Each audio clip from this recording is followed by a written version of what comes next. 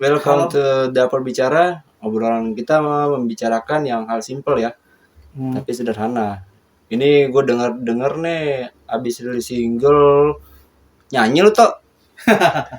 Ya, kali ini pengen nyoba kemampuan diri gitu loh, walaupun mungkin masih kalah sama yang lainnya, teman-teman komunitas yang udah keren-keren itu ya.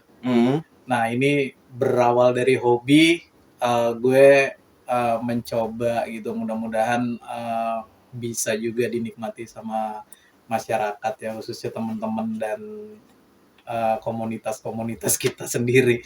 Itu sih. Ini lagunya rilis tanggal 16 Februari kemarin ya?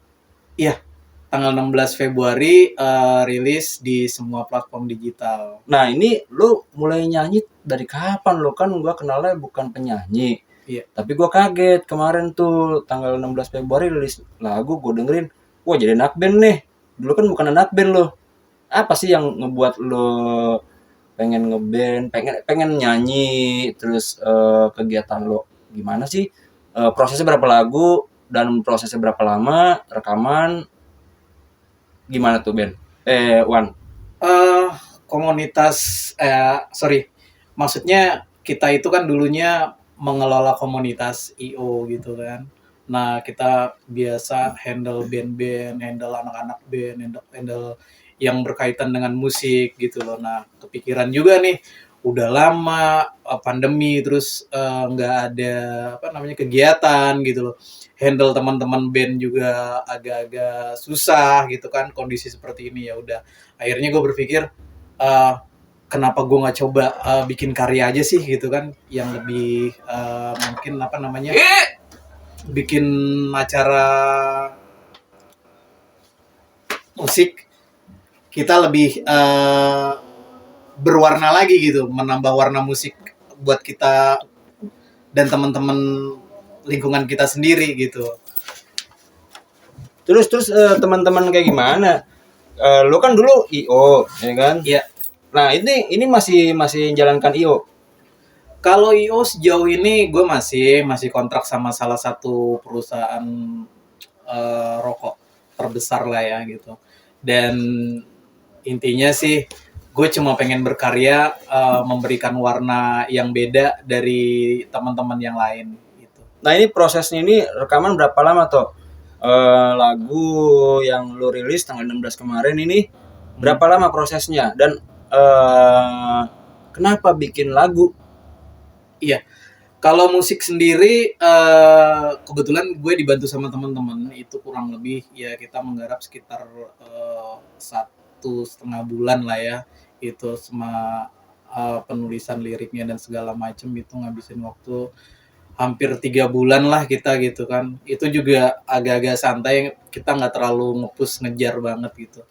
Mungkin kalau dikejar banget itu cepat selesai gitu. Cuma ya balik lagi kegiatan teman-teman juga yang membantu, akhirnya ya kurang lebih 2 bulan lebih lah baru selesai itu. 2 bulan ya baru selesai dan rilis tanggal 16 Februari ya? Tanggal 16 Februari kemarin. Nah itu tentang apa tuh? Yang memang pengalaman lo pribadi atau itu lirik lo yang buat atau siapa? Kebetulan lirik sendiri bukan gue yang buat, itu adalah ciptaan dari teman juga. Dia mengalami cinta, cuma bisa dia rasakan di dalam hati dia karena pacarnya jauh, ceweknya jauh gitu loh. Nah, gue coba merenungkan itu, membayangkan itu, kok kayaknya gue bisa nih ngebawain lagu ini seperti menyesuaikan sama hati lu yang lagi nggak menentu itu gitu. Gue bilang gitu sama teman gue. Akhirnya ya udahlah, lagu lu kita ekspresikan aja. Jadinya ya seperti ini. Gitu. Satu lagu di tanggal 16 Februari. Kedepannya lu udah ada gambaran nggak karya-karya yang akan lu buat lagi tuh seperti apa? Atau memang lu mengambil benang merahnya seperti ini gitu? Lu kan di foto kan apakah memang solois atau memang lu sebagai musisi memang bermain gitar? Iya, kalau ke depan mungkin kita udah ada beberapa planning juga gitu kan, ada beberapa lagu juga. Kalau mungkin bisa diselesaikan lagu religi Ramadan ini, cuma kalau nggak bisa ya mungkin kita skip juga karena kan ada beberapa kegiatan juga yang gue sama teman-teman jalanin gitu.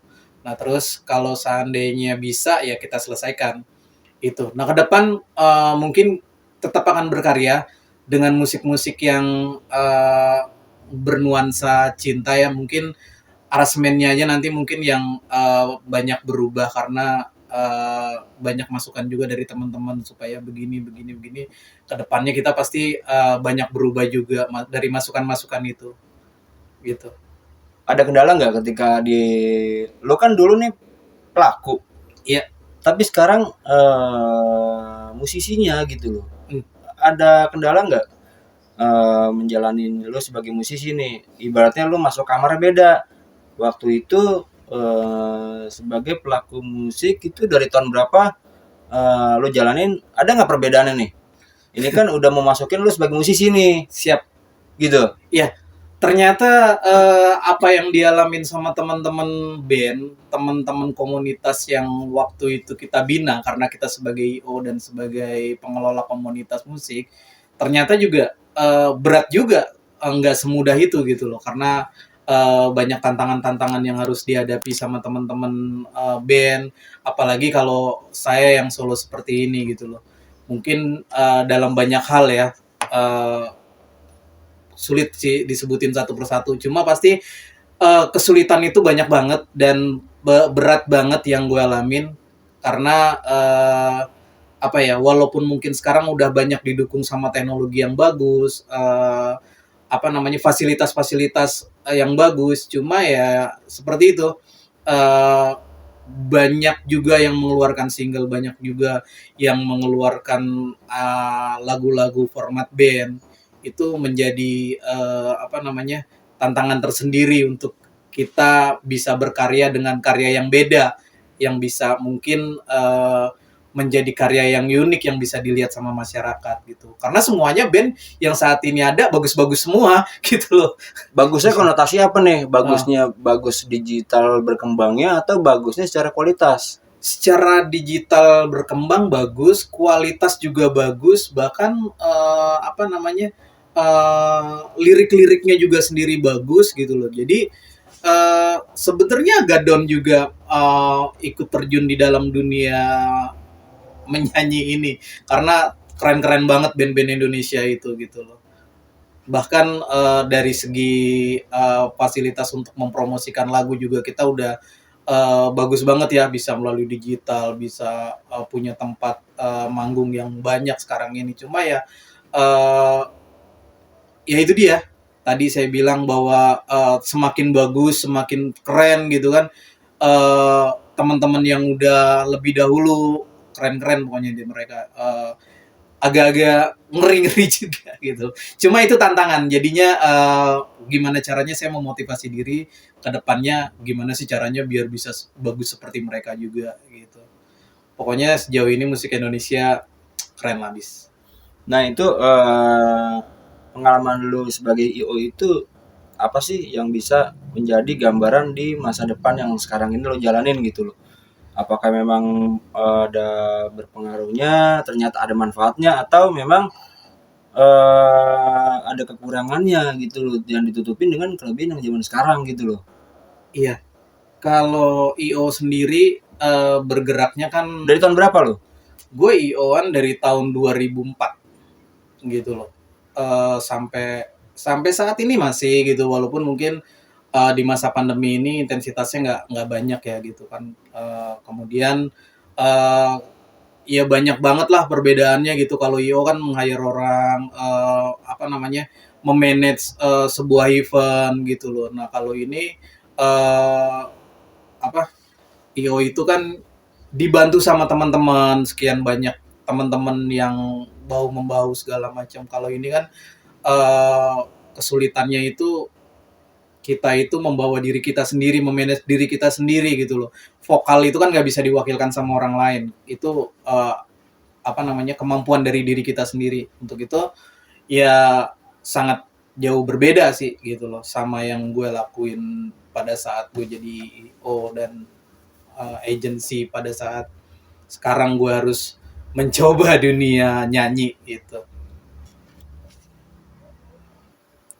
Nah itu agensi, lu juga agensi juga ya? Agency bro. Agensi model atau talent juga? Talent eh anak band atau apa tuh? Tempo hari sih kita mencoba membawahi agent band gitu kan, tapi seiring waktu akhirnya itu nggak berjalan. Saat ini gue dikontrak sama salah satu perusahaan rokok terbesar, gue nggak bisa sebut nama ya, iklan nanti. Dan kita support sumber daya manusianya untuk mempromosikan produk gitu, dan gue support SPG-nya gitu. Kalau model ya sejauh ini sih kalau untuk model film dan iklan sih belum gitu kan. Paling Asher dan SPG-an aja sih. Gitu, Bro. Pandemi ngapain lu? Pandemi ya selain kita berkarya, iseng-iseng memahami musik, belajar main musik dan sebagainya, gue juga aktif di salah satu kegiatan organisasi dan Wis. ya membantu masyarakat lah bro, Ya, bersosialisasi gitu. memahami musik zaman sekarang apa yang lu pahamin? Memahami musik zaman sekarang yang dipahami dari apanya nih, dari musiknya Dari atau? musikalitas, dari perkembangan teknologi, Iya, apa yang lo dapat? kalau gue Kan lo membedakan masa transisi nih dari tahun hmm, 2024 tuh sebagai IO, tapi di 2024 2022, 2004 iya 2004 hmm, sampai 2022 hmm. pasti kan ada perkembangannya tuh. Oke, iya. eh Dulu sih ya, secara apa namanya fasilitas, dulu studio band banyak banget ya, Banyak. banyak banget gitu loh. Nah, itu salah satu fasilitas yang mungkin jadi nilai plus buat anak-anak yang dulu bisa apa namanya mulai mengembangkan bakat dan seninya di musik gitu loh. Nah kalau sekarang nih apa namanya studio-studio band udah agak susah gitu loh. Cuma fasilitas sih lebih banyak gitu kan secara digital gitu kan.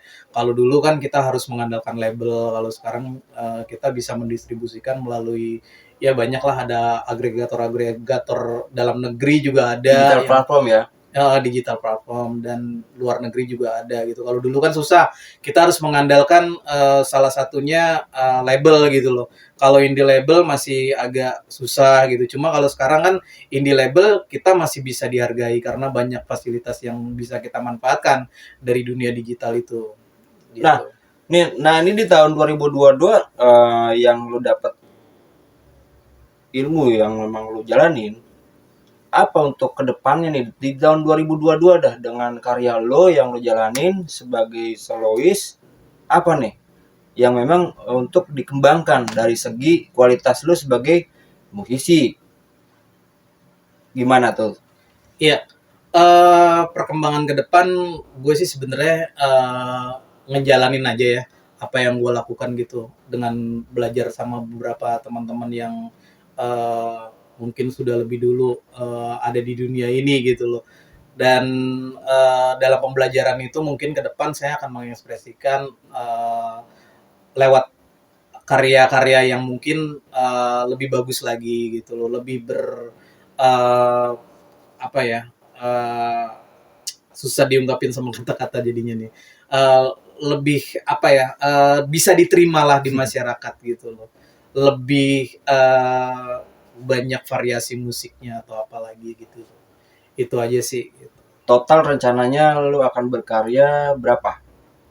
Estimasinya di tahun 2022 selain yang tanggal 16 kemarin tuh rilis tuh ya kan satu lagu. Nah, ini targetnya lu ada berapa? Atau memang punya timeline berapa bulan sekali lu keluarin gitu loh. Ini mau puasa. Iya, kita sih sebetulnya nggak pengen banyak atau terlalu produktif untuk mengeluarkan single gitu ya bro ya. Pengennya sih gue sendiri agak jaga jarak juga gitu loh. Mungkin 3 bulan atau mungkin 6 bulan ke depan gitu loh.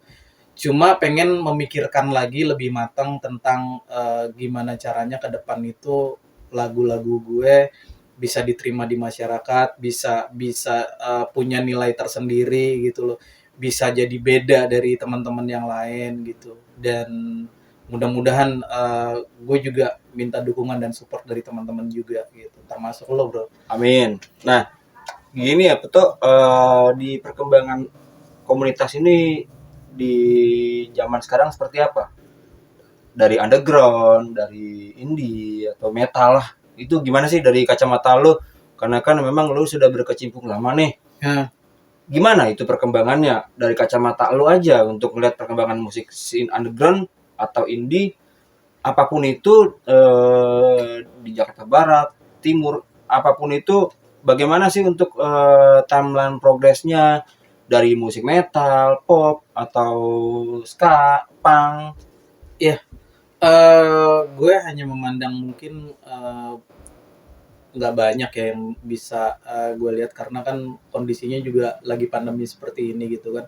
Tapi kalau ngelihat perjalanan sebelum pandemi kemarin, banyak kok kayak musik underground aja nggak ada matinya itu, gila. Mereka komunitas yang kuat banget, gue salut. Walaupun mungkin dulu gue sempet underestimate juga gitu kan. Sampai berapa lama nih musik akan bertahan nih dengan nada-nada yang keras, yang mencerminkan ya musikalitas yang beda sama yang lain gitu. Cuma setelah beberapa tahun gue menjalani komunikasi sama teman-teman underground dan gue melihat gitu kan, datang beberapa kali gitu kan acara-acara musik mereka loh. Dengan kondisi pandemi ini mereka semakin kuat. Itu keren banget itu menurut gue gitu kan. Karena yang gak gampang membentuk sebuah komunitas musik yang bisa sesolid itu. Dan kalau musik lain kebetulan karena teman-teman yang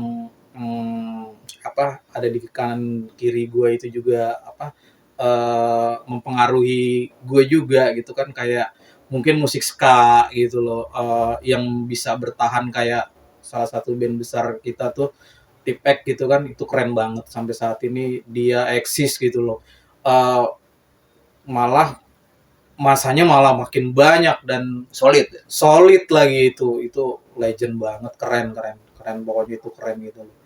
Musik Indonesia sebetulnya di semua jalur musik, aliran musik sebetulnya nggak ada matinya sih, asalkan masing-masing bisa fokus aja sih menurut gue itu gitu. Pandangan lo di tahun 2022 apa nih yang akan menonjol dari segi musik? Kalau 2022 ini kan kalau nggak salah prediksi pandemi ini udah semakin menurun ya gitu. Banyak band-band yang udah nggak sabaran nih pengen ngeluarin lagu, yang pengen ngeluarin karya-karyanya gitu loh. Salah satu yang tadi gue sebutin dua itu mungkin akan bisa jadi jawara gitu kan, kayak musik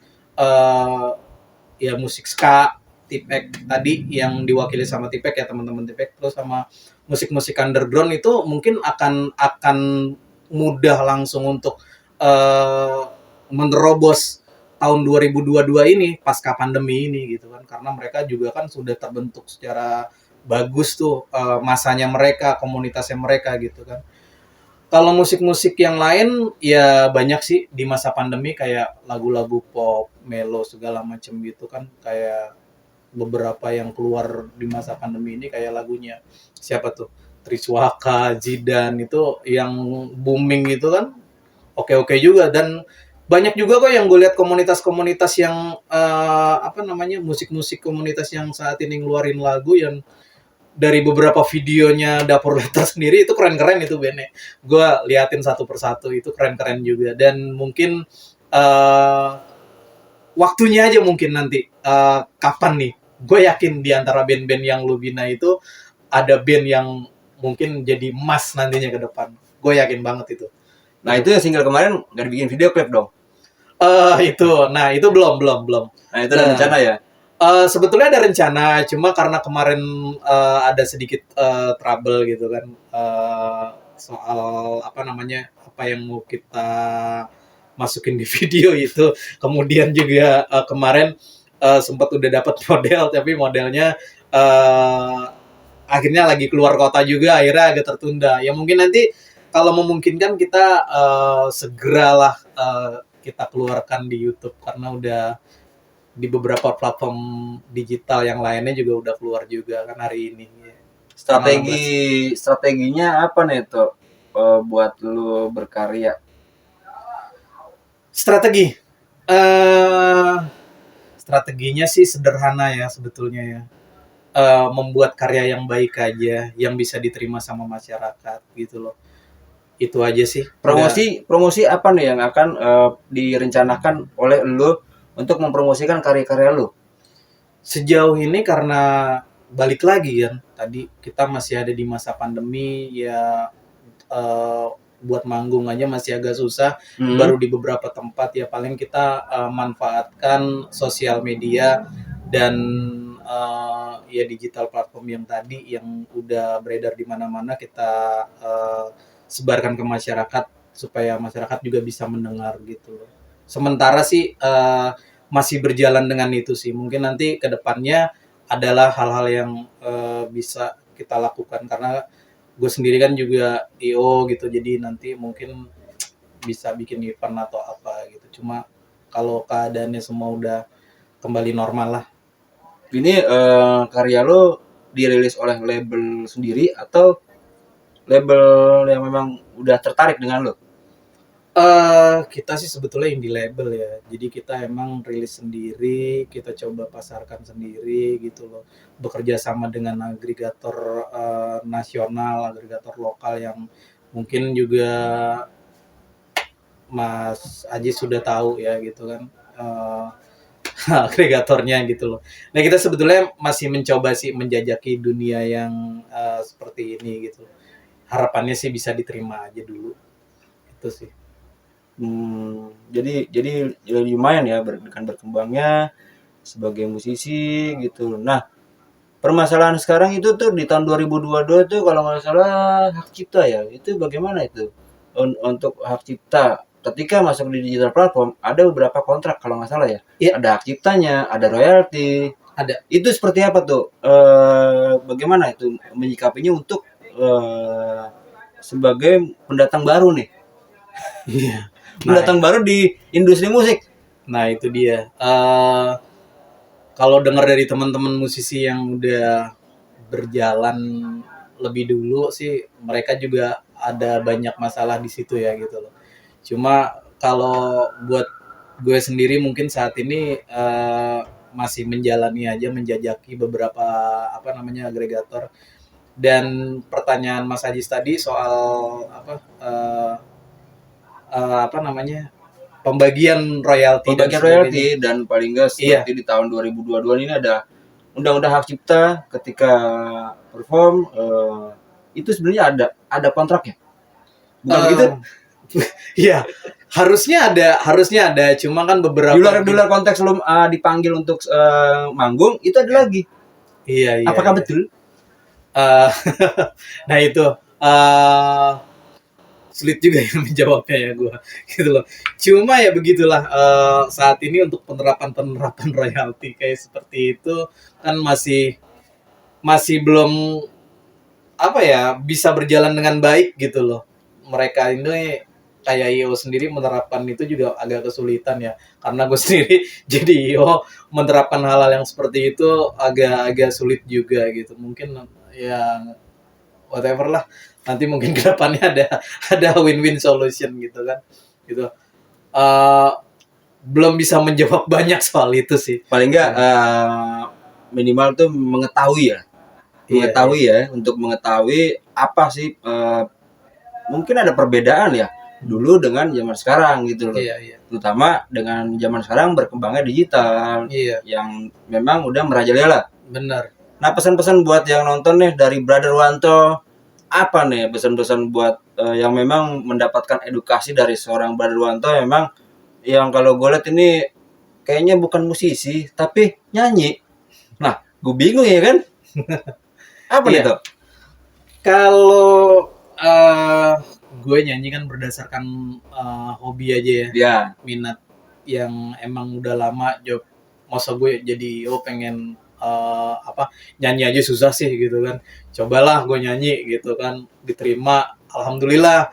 Nggak diterima, kelewatan gitu, ngancam. Gitu. Dan pesan-pesannya buat teman-teman sih, terus saja berkarya karena nggak ada ruginya berkarya itu. Sekecil apapun itu pasti akan menguntungkan buat diri teman-teman sendiri. Ya setidaknya punya pengalaman, punya pengetahuan, punya nilai tersendiri yang bisa didapatkan sama teman-teman untuk kedepannya gitu kan. Karena karya itu juga adalah hasil dari pemikiran kita, hasil dari kerja keras kita. Nggak mungkin lah kalau nggak ada harganya. Jadi buat gue sih pengennya teman-teman tetap berkarya, karena dari situ kita juga bisa mengevaluasi apa yang masih belum baik, bisa kita evaluasi lagi, butuh masukan dari teman-teman. Jadi terus berkarya aja, mungkin kedepannya gue yakin ada jalan untuk mendapatkan hal yang paling baik dari karya teman-teman tadi. Oke, thank you Tok atas waktunya. See you. See you. Thank you Bang Ajis.